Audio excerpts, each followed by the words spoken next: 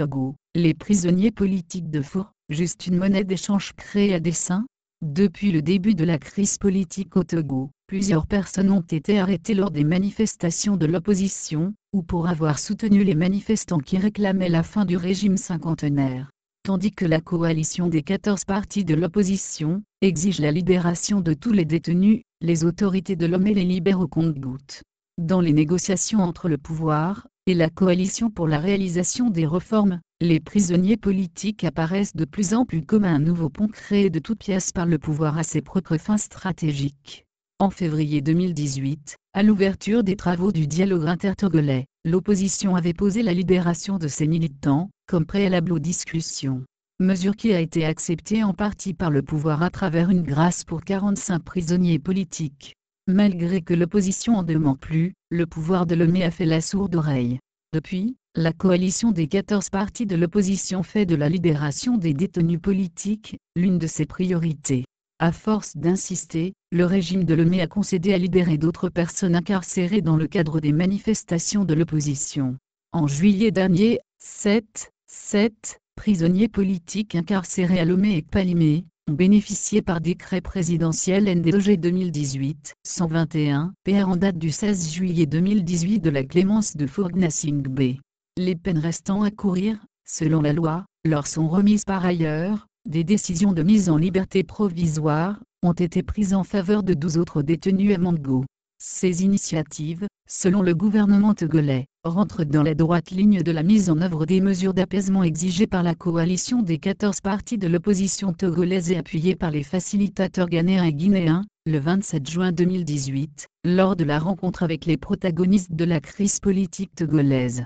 Au lendemain de la feuille de route issue de la conférence de chefs d'État de la CEDEAO tenue le 31 juillet dernier, et dans laquelle il a été demandé aux autorités togolaises de poursuivre les mesures d'apaisement avec en toile de fond, la libération des détenus politiques, le nouvel engagement togolais, NET, un parti politique, El Marchand du pouvoir a sorti un plaidoyer pour la libération des détenus politiques. Le NET formule un plaidoyer en faveur des détenus des différentes manifestations politiques encore en détention, et particulièrement les activistes du mouvement Nubeke, et le directeur exécutif de l'ONG REJADD, a écrit le parti dirigé par Jerita Ama.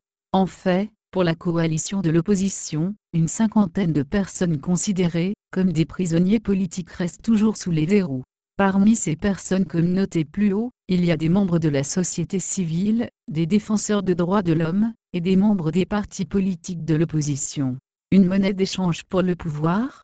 La gestion que fait le pouvoir de la libération des détenus politiques montre suffisamment qu'il constitue juste un écran créé pour jouer sur le timing dans l'exécution des réformes.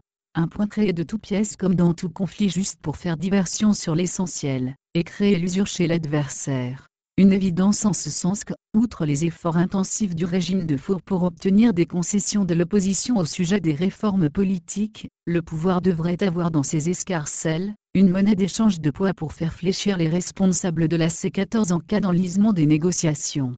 C'est ainsi qu'au moment où le régime libère une dizaine de détenus politiques, il arrête d'autres personnes. La semaine dernière, c'est le jeune activiste Folis Etchivi qui a été arrêté alors qu'il s'apprêtait à tenir une conférence de presse. Son mouvement en aucun cas est l'une des organisations de la société civile, qui livre une bataille acharnée contre le pouvoir de Fourgnassingbe depuis le début de la crise. Selon son avocat, Maître Raphaël Pandé-Adjaré, il est reproché à M. Folis Etchivi des faits de rébellion et d'apologie de crimes et de délits. Mais, dans le fond du dossier et lorsqu'on lui a notifié les charges, il n'a pas reconnu les faits. Des accusations graves qui démontrent que le régime de Lomé veut constituer une base de monnaie d'échange solide. Pour le régime de Fourgnassingbe, il s'agit d'une manière pour équilibrer les forces en présence lors des négociations. Puisqu'au sein de l'opinion, les proches des détenus comptent sur la coalition pour qu'ils soient libérés. À cet effet, la coalition est presque dans l'obligation de faire tout pour que ces personnes recouvrent la liberté. Dès lors, elle sera obligée de mettre de l'eau dans son vin à la longue au nom de l'usure.